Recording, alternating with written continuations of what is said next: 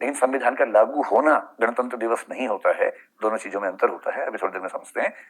1947 से 1950 के बीच की हमारी यात्रा क्या है? इस यात्रा को अगर हम 5 हिस्सों में बांट के देखें, सबसे पहली बात है कि 15 अगस्त 1947 से पहले हम क्या थे, तो मैं एक शब्द केवल लिख देता हूं। उससे पहले हम इंग्लैंड की या यूके की डिपेंडेंसी या कॉलोनी थे। अब आपको इसका मतलब समझ में आ गया होगा, इसमें कोई चिंता वाली बात है ही नहीं। 15 अगस्त 1947 को क्या हुआ था? 15 अगस्त 1947 को दरअसल एक एक्ट लागू हुआ था, मैं अभी उसके बारे में समझाऊंगा। उस एक्ट का नाम था द इंडियन इंडिपेंडेंस एक्ट। और ये एक्ट कहां पारित हुआ था? जब भी एक्ट पारित होता है पार्लियामेंट में पारित होता है, या लेजिस्लेटिव असेंबली में पारित होता है, विधानसभा में पारित होता है। ये एक्ट हाउस ऑफ कॉमन्स जो है हमारा इंग्लैंड का, जो विधान आप कह सकते संसद है, वहां पारित हुआ, हाउस ऑफ लॉर्ड से भी हुआ।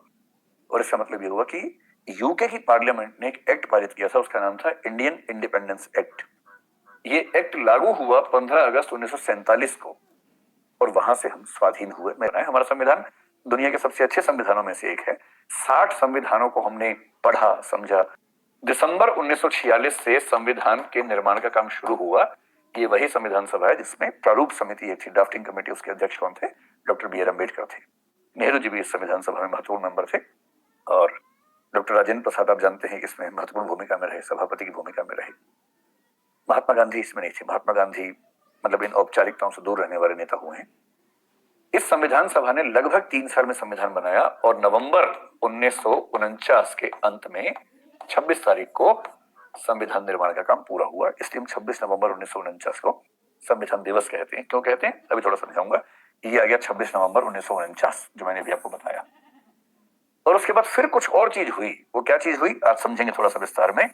जो भी चीज हुई वो ऐसी हुई कि हमने कहा कि ना भाई, संविधान बन गया अपनी जगह, लेकिन हम तो इसको लागू करेंगे 26 जनवरी 1950 को, संविधान के लागू होने का दिन।